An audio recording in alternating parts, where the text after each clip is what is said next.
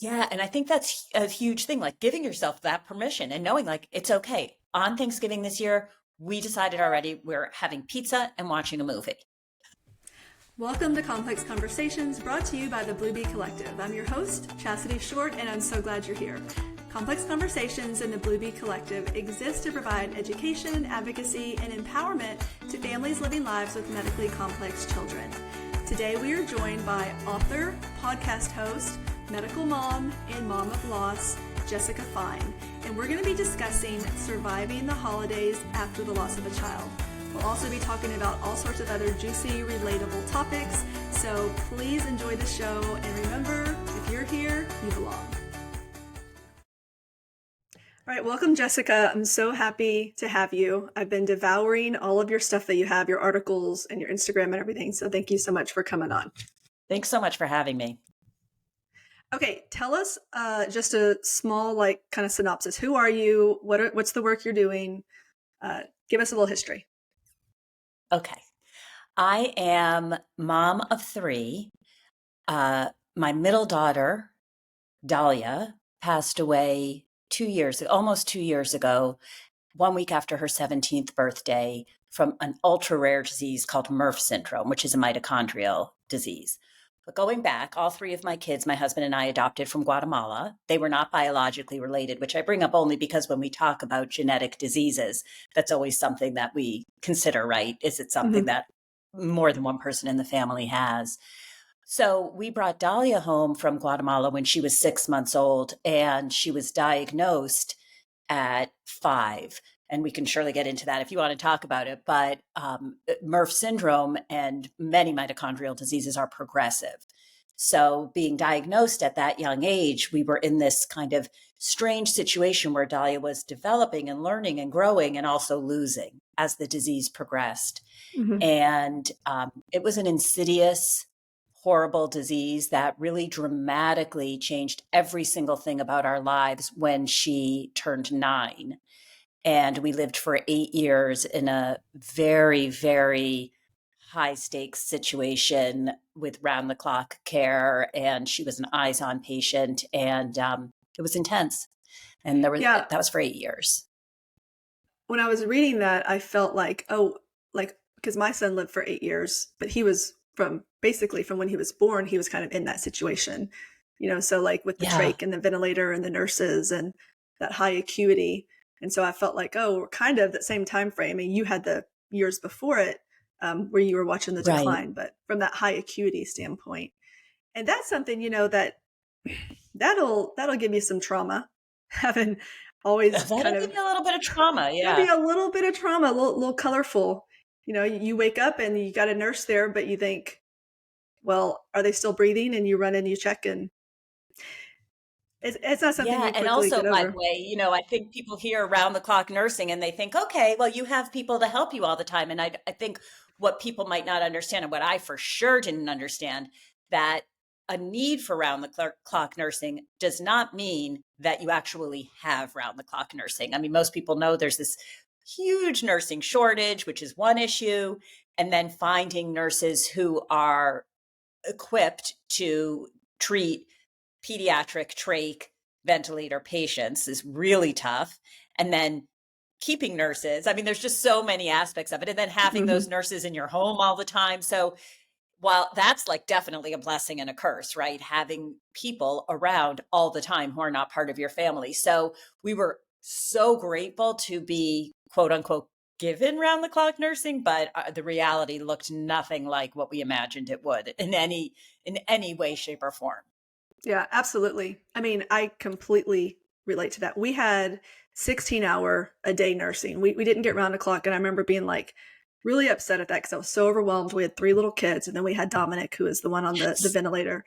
And talking to my pulmonologist and be like, what am I supposed to do with all the other kids? And she was like, hire a babysitter. And I was so mad at her. And I was like, what? But as I grew, I was so relieved to have that little bit of respite of okay, no one's watching. And the nurses weren't watching me and judging me, but you always feel like someone's judging so I had the cleanest house in Texas. Yes. Because all I did was clean, because I felt so much pressure because there was always somebody there, quote unquote, judging It's me. so true. And we weren't given round the clock. It was just that Dalia needed round the clock. So we chose to do 8 hours, however we did it. We did, she went to school with a nurse, and then we had the nurse overnight in theory, but she was eyes on, as I'm sure your son was. And so if we didn't have a nurse overnight, one of us was staying in her room overnight. I mean, she couldn't be alone for a second. Yeah, Was I that mean, how it was? same thing. Yeah, it was exactly like that. Or it's like I would sleep on a pallet on the floor, Yeah. and I mean, I sleep better now, but my sensors are so like in tune to every sound. A change in breathing pattern, I'm awake. And so really you're not sleeping. You're just Right. kind of like in this weird slumber, dreamy state. But at the same time, you're rehearsing like, what am I going to do? I remember we were on vacation once. We didn't go on vacation much, but my parents would rent a house for the whole family to go to every summer for like a week. And so we went there once and we had his vent and it had the water. Did you guys have the water heater that you filled up the Yep, water on the of vent? course. Okay. Yeah. And so I had the water heater. Anyway, I put them on this cot and somehow in the night, the water heater got knocked over. And in the moment the water heater got knocked over, I woke up in like that 2 second and I feel like I'm Superman, right? Because like, how You do you have these are. reactions? And I like reach over, I grab his vent, I pop it off his trach, and like the moment I do it, the water sprays everywhere, and I'm like, I just saved his life. Like he would have all that would have went in his lungs, but it's like that. Like that's how well you sleep. Like I'm ready in a moment second. And also, you do save your kid's life, like, on the regular. I remember there would be days when, because I worked outside of the home as well, at a corporate job this whole time. So I would get to work, it would be like 8:30, and people would be like, oh, couldn't get my kid to the bus. And I'm like, I saved my daughter's life, like I had to do an emergency trach change this morning, but I didn't even bother because you know what? Nobody would even get it. And that's part of No, it. That's, I think, part of what's so isolating. It's like, inside what you've already done, but like people don't even know what a trach is, let alone what it means to do an emergency trach change?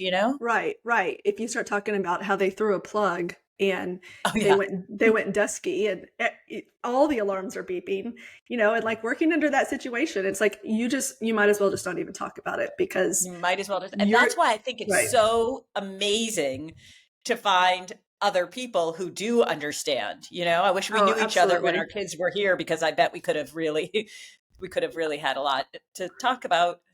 I know. Or even now, though, having this lived experience and not having a lot of other people to share it with, where like you can talk to people and they could sympathize, but they don't really know, like no one's ever woken up and Yeah. caught your kid from drowning. You know what I Hmm. mean? Except other people Yes. like you. And it's like, Right. you get it. Yeah. Oh my, yeah. Woo. Well, maybe wherever you live, maybe I'll just come up there. We can go eat some Awesome. bagels and I'm in Boston. I'm outside of Boston. oh, I've never been to Boston. I'm such a Texas Well, girl. you have We a don't place really to leave. stay if you ever come. So one of the things that you write a lot, because you're an author, Yeah. you've written two books. One's out and one is about to come out. Is that right? In 2024? It is right. And I took, a few decades hiatus between the two books. So we don't really need to talk about the first one. I wrote that when I Okay. was in my 20s. But the second one is really about this journey that we're talking about. And it's called Breathtaking, a memoir of family, dreams, and broken genes. And it starts with actually our journey to becoming a family and our time in Guatemala and bringing our kids home and building a family. And then our journey with Dalia. I can't wait to read it. And I made after researching you for quite a long time, I finally made the connection between your love for dahlias. Am I saying that right? The flower Yes. Yes. And I will and tell your you daughter. And I was that like, oh, my love for the name Dalia preceded my love for the flower Dalia. And I am such a huge, huge Dahlia flower fan now. I think it's like the most amazing flower. But the way we got into Dahlias, the flower, was really incredible, because what happened was a colleague of my husband came over for Shiva. In case your listeners don't know, Shiva is the week in Judaism, the week following somebody's death, you sit Shiva, it's called. So people come by and visit the grievers. And a colleague came by, and he really spent most of the time kind of walking around our house. And, we didn't really notice. We were preoccupied. But what he was doing was looking for an area where he could plant a dahlia garden for us. And what he did was, a couple months later, he came by one day with a truck, and he spent the whole day planting a really big dahlia garden for us. And it's now become something that my husband really has become quite expert on, and it's just expanded, and it's kind of amazing. But I love what he did, because it was just this like beautiful way of acknowledging and quietly doing something, and not saying, let me know if there's anything I can do, and all those things that you're just like, I don't know what you could possibly ever do. He did something that was just so generous, and has really been a real gift to us, because now, of course, our house is always in the season filled with just this incredible flower that makes us think of our girl. That's probably the most beautiful thing I've ever heard someone do for a griever, because Yeah. you're right.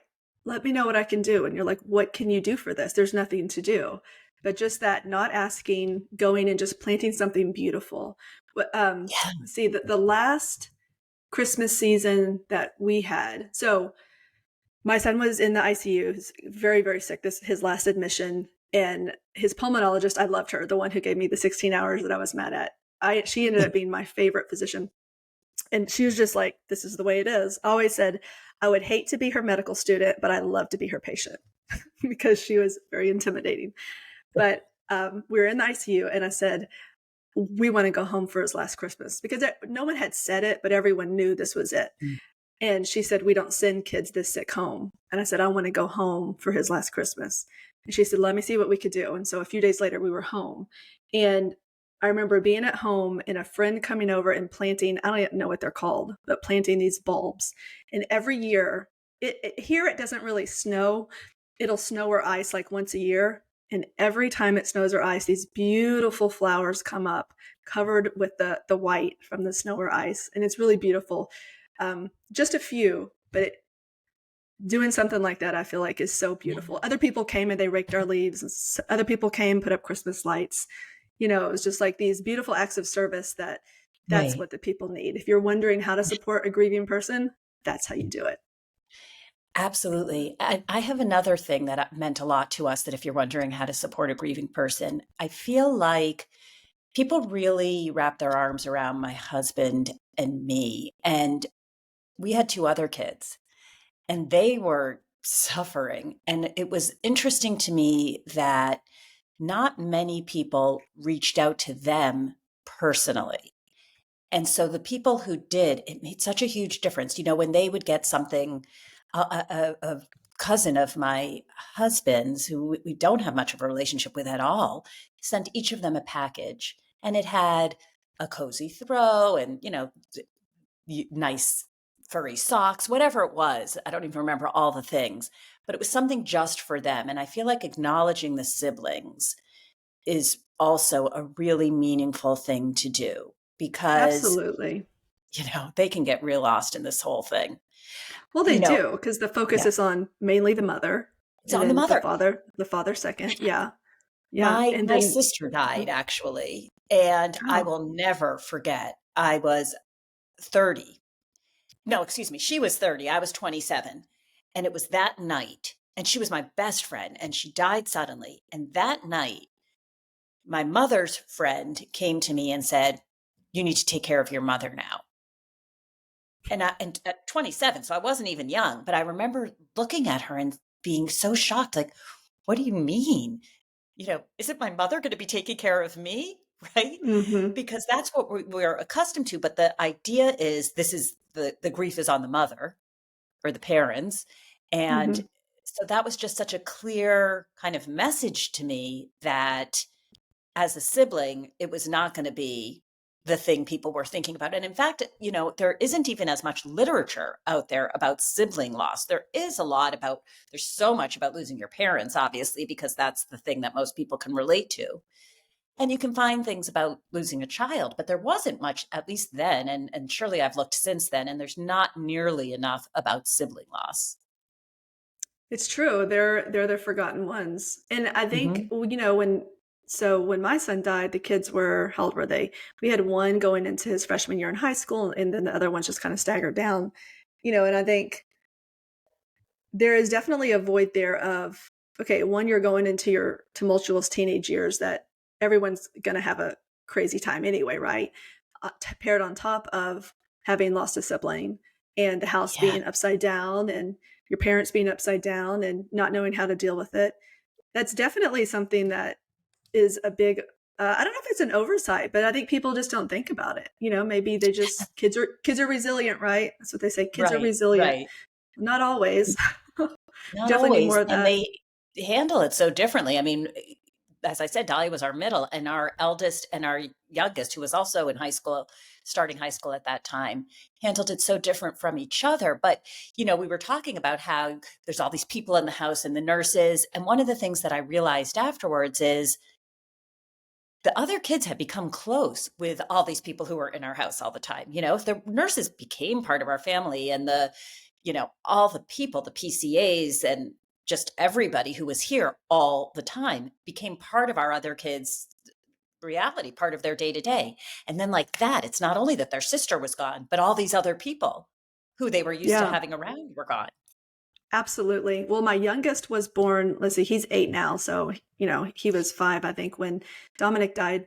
But he was born into this situation. And so he Yeah. never knew a time without a nurse there or a therapist coming in or going to doctor's appointments and seeing the doctors. And then, yeah, absolutely. It's like not only is your sibling gone or your child gone, but all your friends are gone. Right. Because as parents, I mean, I worked, but I worked part time. So I wasn't gone all day. So I formed these really close relationships with these nurses that I would say they were some of my very closest friends. And the kids, Colby, the little one, he was raised with them. I mean, they would, if I would be doing something and he would need something, the nurse would scoop him up and go help because they're in your home. It's different than being in a hospital, right? And then all of a sudden, everybody's gone. And you're like, Everybody's gone. everyone's gone. And And it's yeah, it's interesting what such you a said strange about thing. it is. It is so strange. And what you said about them becoming your closest friends. So for us, we got to the point with Dahlia where we needed two people to take care of her. So if we were not home, we would need a nurse plus one. So we would have like a PCA or a babysitter. And part of that, of course, was the nurses couldn't be responsible for the other kids. So when the other kids were young, if my husband and I wanted to go out to dinner, we needed a nurse for Dahlia and then a babysitter for all of them. And Hmm. then as Dahlia got older, it was a two-person lift. And so we needed to have those two people. So first of all, the nurses and the babysitters became really close. They still are all really close. But I realized that community of people were the only people who really knew what it was like. They were like front row to the, you know, drama that was our life. And they were the Hmm. only people who really knew and saw it. And it was funny. One of Dahlia's nurses was coming over for brunch just this past weekend. And I didn't feel like I needed to pick up the house at all. I was like in pajamas when she came. And I said, there's so few people, but like she's seen it all. Like I do not need to, dress up and Hmm. tidy up for her because they were in it with us. And Yeah. it's like we went through something so powerful together. And nobody who wasn't here can really ever understand that. Well, it's the day to day ins and outs of just daily life that looks really messy because it's daily life mixed with giant poopy diapers and suction machine contents and all the worst stuff, right? And they Yeah. see it. I feel the same way. I had this one nurse and she was a loud, boisterous, like beautiful Italian woman. And she would come and I would almost not immediately, but like I would sleep every time she would come. And I wouldn't even mean to, but I would just get so sleepy because I trusted her so much. And I'd be like, this is my chance to rest because I know you're not going to judge me because your life's also a mess. Like we're both hot messes. And so I know this is my nap time. And she'd be like, go lay down. I got the baby. I got Dominic. And, put a cartoon on or whatever for the baby. And yeah, it's like if you're not in the day to day, it's different when you come visit. If you're not in the Right. day to day for months and years, you just really don't know, you know? There's just no way to make up for that, I guess. Right. One of the things that you write a lot about is, well, grief, which I appreciate very much. And one of the things I want to address is grief in the holidays, because this is Mm-hmm. not something that I realized existed until I lost my own son, and navigating, getting through the happiest quote unquote time of the year when you really don't want to go to anything and you don't want to be happy and you don't want to wear your red sweater and all of that stuff. How to like, and then I found myself doing a lot of like masking, like Oh, I'm not yeah. happy, but I'm pretending to be happy because everyone else needs me to be happy. Can you talk a little bit about your experience with grieving through holiday seasons? Absolutely. And I think that there's an added layer of complexity when you have other children, because if it's just you, you can really indulge yourself. And sometimes indulging yourself means I'm not celebrating the holiday. I'm staying in bed and watching, Gossip Girls or whatever. But when you have other kids, you want to quote unquote give them a holiday, but Hmm. you also want to take care of yourself. So it's so layered. Some of the things that I think about, for example, this year, we used to always host Thanksgiving, and we've had a lot of loss. And, of course, the central figure and the pinnacle loss and everything is my daughter. But I've lost two siblings, and my parents and my husband's parents. So it's like we used to have this huge Thanksgiving, and we would bring tables and chairs up from the basement, and I'd be cooking for, like, well, that's a little bit of an exaggeration. My husband would be cooking. He's the You cook in can the take the family. credit here. Yeah, I'd be cooking. And, and I loved Thanksgiving. It was my favorite holiday because you just get to eat, and like there's no obligations. You're not going to synagogue, you're not buying presents, you're just with people and eating. Anyway, I really loved it. And what happened was, slowly we stopped needing to bring up the extra table, and then, we things changed, and sometimes I felt like we're the incredible shrinking family. Mm. And this year I just was like, I can't do it. I can't see all of those empty seats at the table. I just don't want to do it. So what we're doing, and I'll get back to you on whether or not this works, but for the first year ever, we're going away. And Mm. it's just for 2 nights. But I was like, I want to do something that's so different that it doesn't feel like everything's the same except, right? Right. So that's what we're going to try. But I think one of the things that I've talked to a lot of people about is this idea of changing the tradition in a big way. Because otherwise, if you're doing everything exactly the same, but there's one person missing, the presence of the absence is going to be overwhelming.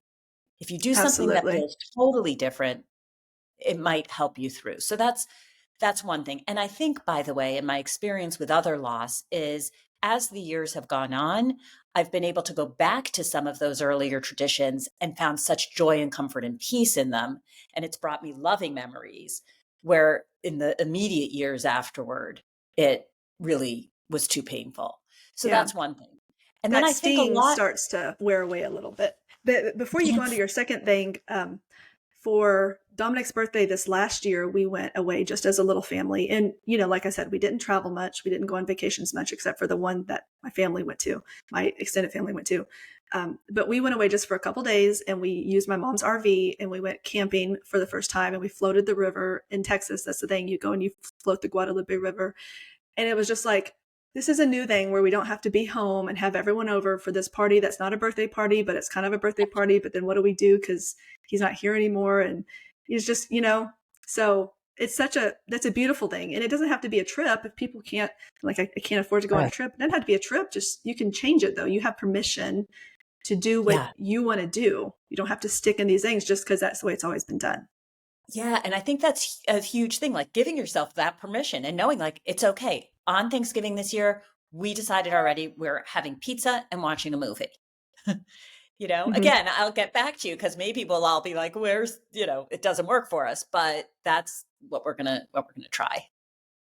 Yeah, that's a beautiful thing. And then what's the second thing you were going to Oh, say? yeah. I was going to say, we were talking about over time the how the shape of the loss changes. I mean, it's always there, but I just think that the shape kind of morphs and sometimes it feels like it's, really big and sometimes it contracts. But one thing that I think is really important when you're trying to support somebody is to remember that it's not just the first year that's tough for people. And sometimes, in fact, it's more painful as the years go on because that first year, you expect it. You expect the pain. People kind of, still rally around and be like, oh, I know this is the first Thanksgiving, or what, that kind of thing. But guess what? They're still gone on the second Thanksgiving and the third Thanksgiving. And it can really mean a lot. And I have a friend who has been so great about, since some of my earlier losses, remembering every year and just, you know, checking in and saying, I'm thinking about you. That's such a little Hmm. thing, but it really means a lot. So as we were talking before about how to support people, I think that's a really meaningful way to do it. Yeah, I absolutely agree with that. And also want to talk about like the siblings and your holiday traditions. So Yeah. for us, we celebrate Christmas. And every year we put stockings on the fireplace and it has, everyone has their stocking.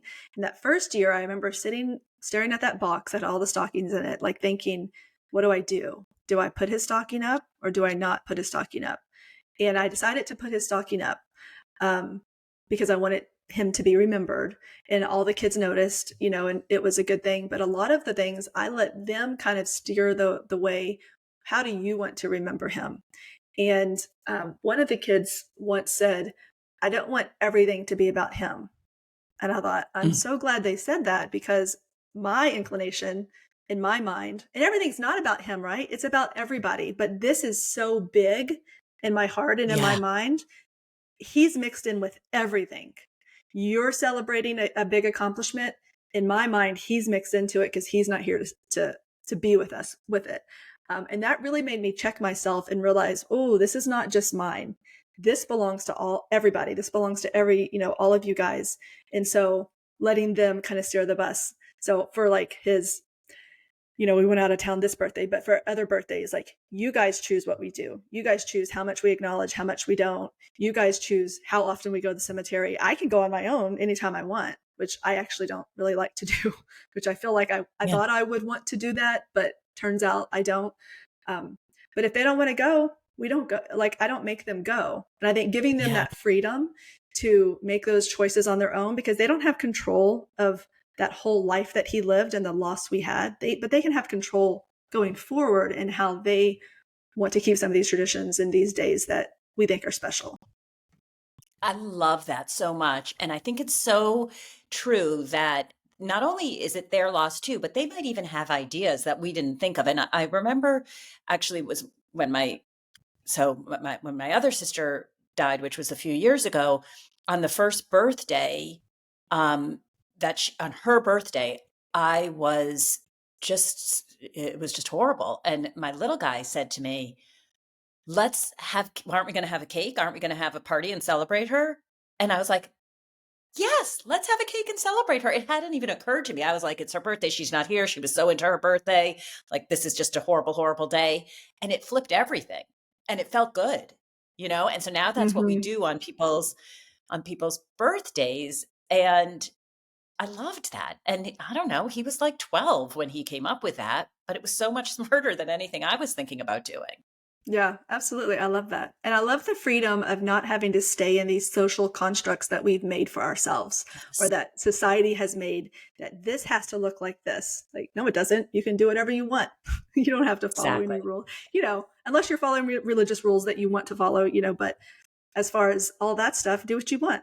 I think that's great. Do what you want. And how much freedom is there in that? My husband will say that a lot. He'll be, I'll say something, he'll be like, you're entitled, or like, we can do whatever we want. And I'm like, oh, I guess we Okay. can, you know? I know. But do you find Okay. that because for so long you couldn't do whatever you want and there were very clear black and white, if you do this, your daughter will this will happen. It may not be a good thing. It might Mhm. might be detrimental. And so I kind of got stuck in this thinking of like there is a right and there is a wrong and if I mess it up, I'm going to mess everything up. And so it's hard to think outside of those lines. It's so hard. And two things. Number one, it wasn't so much about there's a right and a wrong as it was about we are constantly vigilant. And every minute we had to be vigilant, even if I wasn't with her. Like every minute was fight or flight, life or death, And for me, that's been one of the hardest things is to be like, this isn't whatever the thing is. This isn't life or death, probably, right? This isn't Mm-hmm.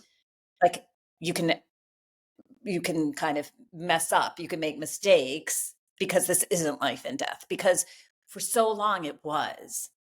And I don't think we're supposed Mm-hmm. to live like that in an ongoing way. I mean, we No. think about fight or flight, and it's like, okay, there's a bear, fight or flight, and now the bear's gone, right? Yeah. But our Yeah. bear was there for 8 years, you know? Right. Right. So No, that's so true. And that hypervigilance, I mean, it's not as bad now, but I still experience it to a certain extent. Do you still have that? totally, You're totally. And telling I'm yourself, you're trying, like, no one's gonna die. Calm yeah, down.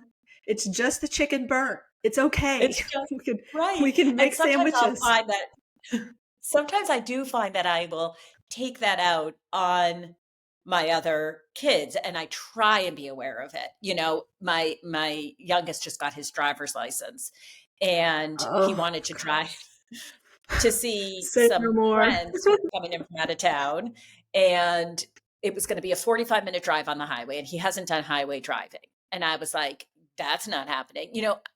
And I think that maybe any parent might react that way, but I went so quickly from like, you can't do that, that's not safe to like, that absolutely can't happen, like everything becomes elevated and it feels like Hmm. it's, like we said, such a huge thing. And we forget this is a normal parenting thing. Like any parent is going through that, but you forget that because everything has been so not normal for so long that the normal things don't even feel normal. Exactly. Yeah. You're like, not only are you not going, but you're never driving again. Give me your keys. Just for asking. Exactly. You're grounded for 6 months. Exactly. No, it's true. One of the things that surprised me, I I don't know about you, but I planned my son's death from the beginning. I guess I'm morbid or whatever, but like I had to have a plan of like what was going to happen, what it was going to look like, and of course, it didn't look anything like I thought it was going to look like. Mm. Um, but I always thought that after he died, I would become like this nervous wreck and in constant fear that my other kids were going to die. And it's actually been the opposite. I feel like it was this thought of him dying and having a dead child was like this scary monster in the closet. You didn't know what it looked like. You didn't know the harm it was going to bring you, but you knew it was there and you knew it was going to get you eventually. And Mm. now it's almost like this monster's come out. I faced it. I met it and it didn't kill me. And so it's like, it's that fear of the unknown is gone. I've Mm. already been through the worst possible thing. Like, Mhm. bring it on.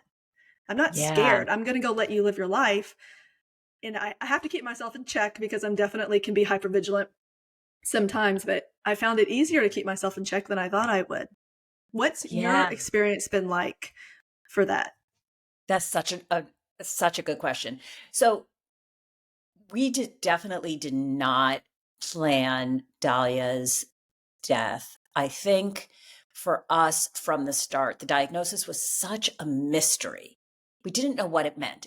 Nobody could tell us because here she was very severely impacted. They could tell how severely by the blood draw, right? So they knew that they, in fact, had to do the blood draw twice when they did the genetic testing because they said 100% of her blood is impacted. That's not possible. She wouldn't be alive. So they had to go Mm, back and do it again. And it was like 98%. Like we knew she was severely affected by it, but she was also running and jumping and talking and mainstreamed. And we were like, what? So it mhm, was like there was this dark cloud, but we were still doing everything we would do underneath that dark cloud. And in fact, they couldn't tell us. They said maybe they knew and they didn't want to tell us. I don't know. They said it's progressive, but they couldn't tell us how quickly it would progress. They didn't tell us what it would look like. We pushed them. We were like, what does that mean? And they said, well, the fact that she has ataxia, that she has a problem with balance now, that she's kind of stumbly, she'll be in a wheelchair. But they couldn't tell us how long that was, or the fact that she wears hearing aids, that she will be deaf. But again, so it was how do you go about living your life and have this dark cloud? And that was for the first 4 years, from 5, which was diagnosis, to 9.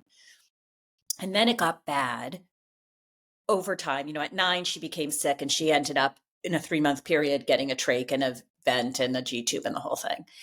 But it wasn't until the last 2 years that she was so severely impacted that she was frozen. She wasn't able to move at all. And so she couldn't blink. We would need to tape her eyes shut at night so that her corneas didn't dry out. I mean, she was frozen, no movement, except the involuntary seizure movement. So, I think that we were so in the intricacy of every minute that the big picture didn't really show up. I think about those paintings of I don't know, pointillism or something it's called, where it's the little dots. And if you're standing right up close, you can see the little dots. And if you go back, you see that it's actually like, a canoe in the water. Do you know what I'm talking about? Those Yeah, I that do. kind of art. And I feel like we were always with our nose to the painting, and we were looking at every little dot, it was like, what's her O2 right now, and that kind of thing. And so we didn't see the big picture. And I don't think we could, because I think it would have been too big for us to be able to fully acknowledge. So I don't think we kind of flashed forward. I think it was such a mystery. Actually, I shouldn't say we, I'll say I, because I think my husband and I did deal with it a little bit differently. And, he may have seen things I didn't, and vice versa. But I will say that I am, even though I said the thing about the car, I will say I feel like I'm a more relaxed person now than I ever was in my whole life. And I think it's what you said, which is I've been hit with the worst of the worst. I've been hit with sudden death. I've been hit with long, excruciating, progressive illness that leads to death. I've seen all of this. So it takes more to ruffle my feathers, if you will, and I used to, when I was younger, I was like, had more anxiety and was more stressed. And it does seem a little bit backwards to feel like that's less so now, but because nothing seems quite as important, right? Like, I recently got a really long, drawn out, nasty response to something, and it made me laugh. Whereas before, I would have been upset about that for 2 weeks. Like, someone's upset with me. And it just made me laugh, because I'm like, you can't hurt me. Like, you have no power. Yeah. The worst hurt's already happened, like, it's cute to me that you think I care. Right. Because I really don't. Yeah, there's something. Love that. Oh, you're so cute. Like, oh, that's so cute. Look how much. And I actually was like, I actually felt bad. I was like, she probably put so much energy into this response, and I just don't care. Like, I'm sorry. Like, I feel kind of bad about that. I wish I cared a little bit for you, but one of the things that you've talked about that I love, that I would love to talk about, is finding joy when someone can't eat, because my son could never eat. So we did pleasure eating, which is basically you put some food in his mouth and he tastes it, and then he will spit it back out, and then you wipe it off. So he loved sweet potatoes and extremely dark chocolate, which is like, that's my thing. Oh my God. He did maple syrup. Dalia's was maple syrup. And then the really salty pretzels, she could just, we would just rub the pretzel on her tongue so she'd get the salt. She'd love it. That's my girl. That's like, I could eat a whole bag of Lay's potato chips in one sitting, but give me a cupcake, I can't even finish it. We have the same palate. I mean, but I think our culture revolves so much around food, which is beautiful, right, in one way, until you think about the people that can't eat. But like, being able to bring those people who don't eat into this culture with food can be really challenging, because all of our celebrations happen around food, right? So how did you guys navigate that 100%. When she became to a point where she wasn't able to eat? Yes. And so again, this was one for us that was like, one day she was eating chicken nuggets and potato chips and, able to eat everything. She got sick at 9. We were on vacation. We landed in the hospital on vacation, Medicajet. I don't even know, medical jetted back home Wow. and straight to the ICU. And we were in the ICU for 3 months. So when we left the ICU, she could no longer eat. So it was going from, eating everything to not being able to eat. And so we thought, okay, she can't eat. We're going to shield her from everything food related. Because of Hmm. course, why would we put her in front of food and, she could see everybody else was able to and she can't? That would be cruel, is what we thought. Hmm. So for a year, during dinner time, my husband or I would be in another room with her. And then one of us would eat with the other kids and one of us would be with Dalia. And we would really try to just keep her away as though nobody was eating, right? Like we didn't want her to feel distressed by it. That Hmm. is totally backwards, ludicrous thinking that we had. Of course, she was distressed by it. She couldn't eat. Like, what were we Yeah. thinking?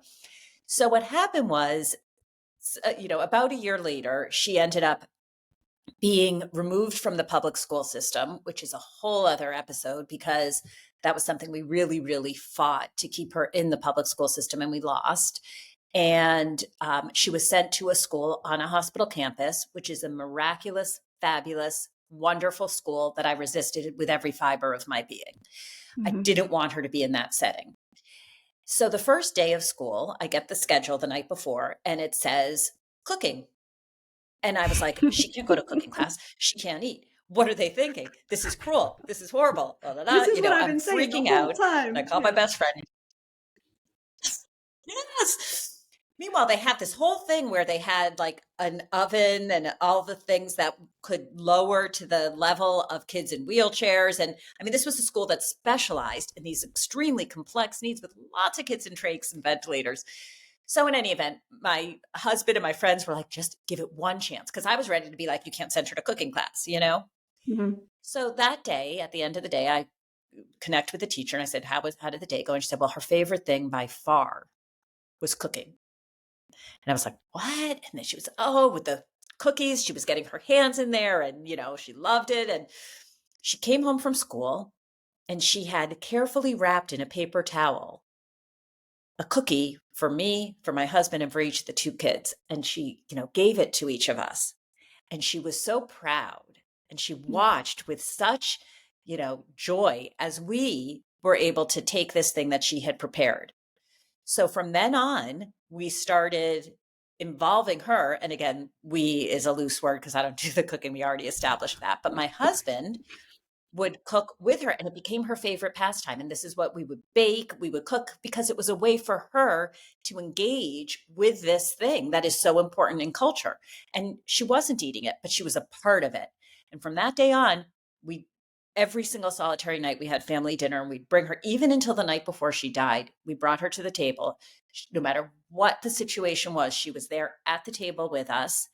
She had her very own customized chef hat and apron and that was her thing. She was, we called it Dalia's kitchen, and she became really an integral part. She had a spatula that she would use that when she was able to move, she would use as the baton to commence eating. She became an integral part of mealtime, and it was so important. It was really such an important time for us, the nightly dinner, because it is when we all came together, and it was just such a learning for me about how we can inadvertently isolate people. We're trying so hard to protect. And what we end up doing is making them feel even more other.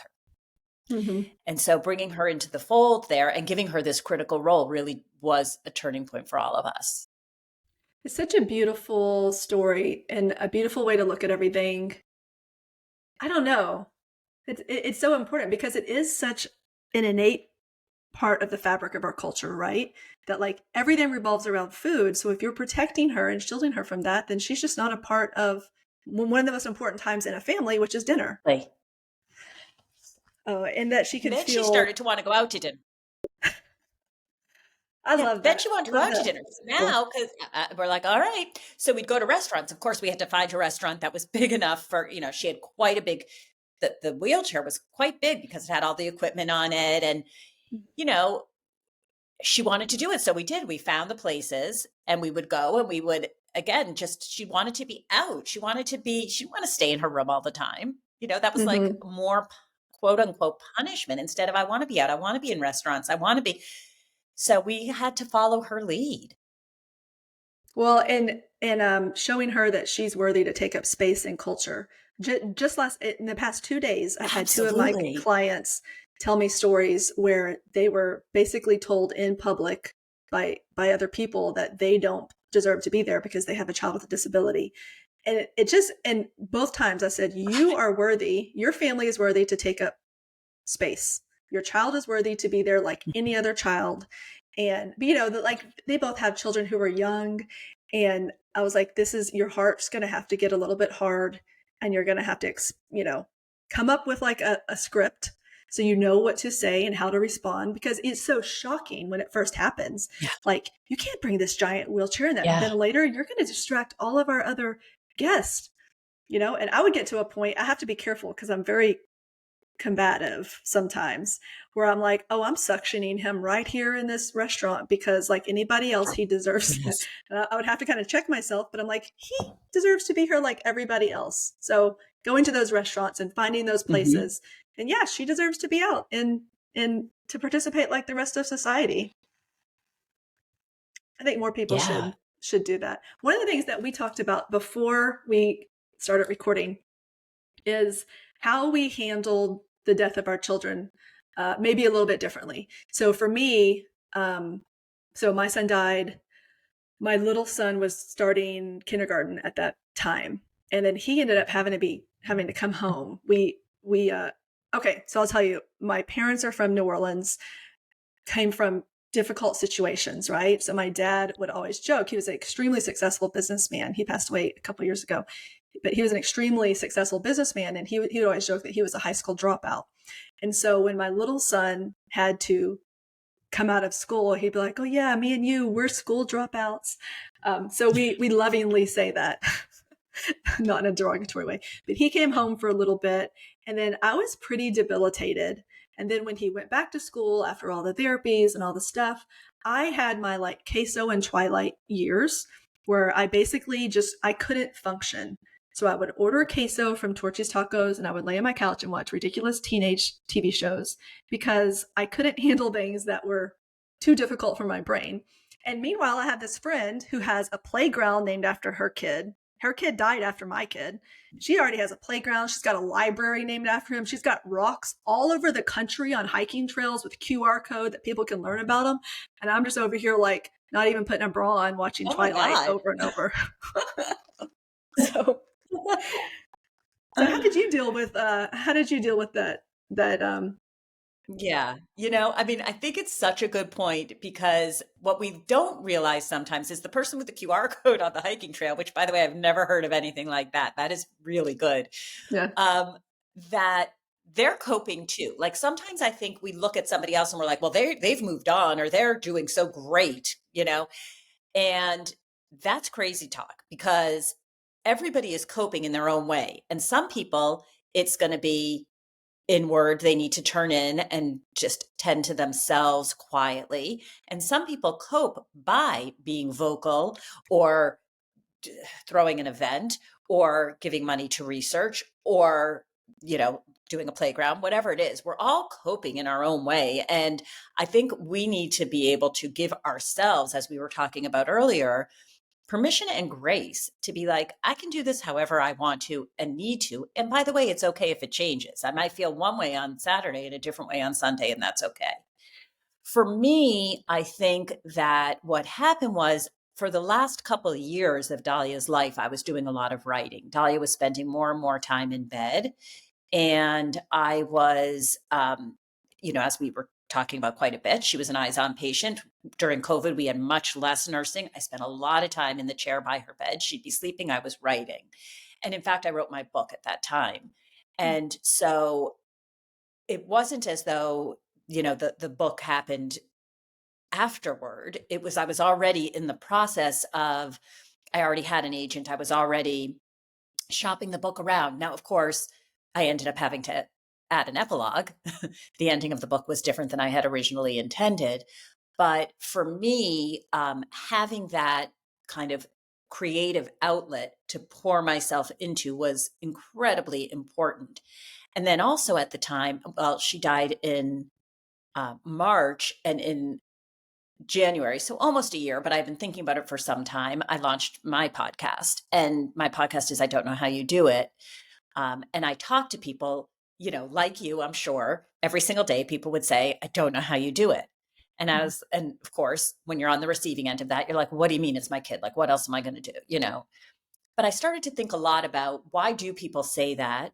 Not only to parents of medically complex children, but why do people say that to other people? What is it about some people's lives that seems so unimaginable? And how do people do it? And what tools and insights do we have for people who are living these lives that seem so unimaginable? So I think the idea of the writing I was doing, the launching of the podcast, all of that has been a balm for me. And part of it is meeting people, like I'm loving talking to you, and we wouldn't have met otherwise. So Mm-hmm. I think talking to so many people who have had these different but yet relatable stories and situations and experiences has been a great outlet for me. Now, for my husband, it's just been about the dahlias, just been about growing dahlias and nourishing these flowers, and that's great.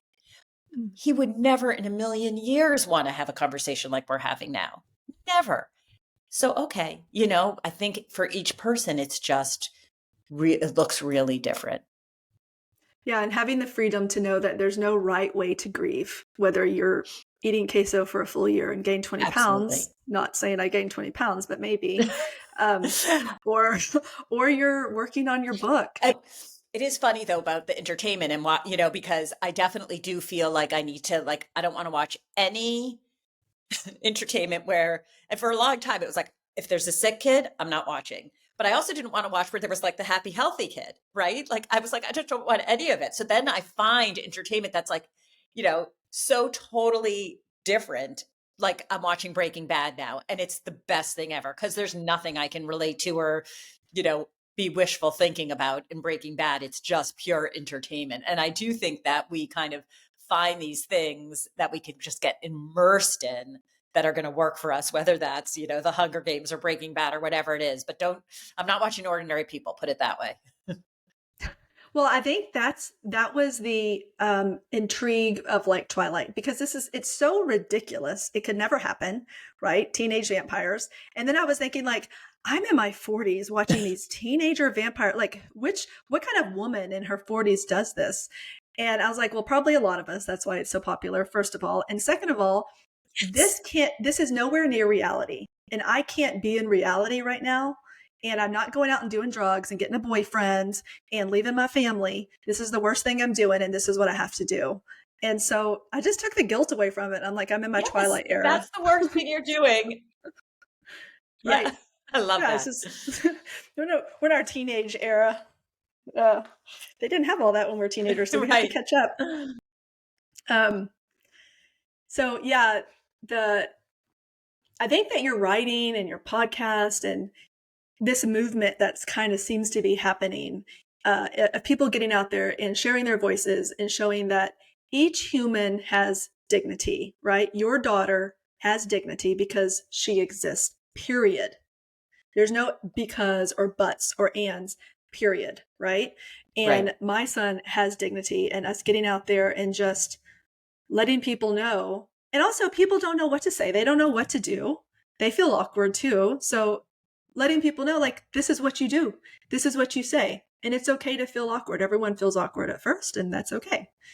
But I think it's so important. And I think that's so important, not only. Go ahead. I was just going to say, I think it's so important, not only in grief, but also when you encounter disability. And I know I was so uncomfortable when I was younger because I didn't have experience. And I know I probably said things that, didn't land right. And I probably looked longer than was polite. And so I do think that this education about, so what do we do? What can we do when we find ourselves in situations that we're not accustomed to or that make us uncomfortable? I think, educating ourselves goes a really long way. Absolutely. And I think being medical parents, so this is the thing I've said to my 2 clients these past 2 days that have told me one was told to leave a movie theater. And another was basically just had a really nasty comment. And one of the things I said, well, like it or not, you're now an educator. And I think embracing that role as a medical parent, that you may not like to have this, and maybe not every time you go out, nobody wants to do that all the time, but it's either you're going to be an educator and allow people to learn, or you're going to perpetuate what's already happening and perpetuate this feeling of people not knowing what to do in this uncomfortable situation. And so I think if medical parents can embrace this role as best as you can and invite people in to learn, then it's going to help our society as a whole.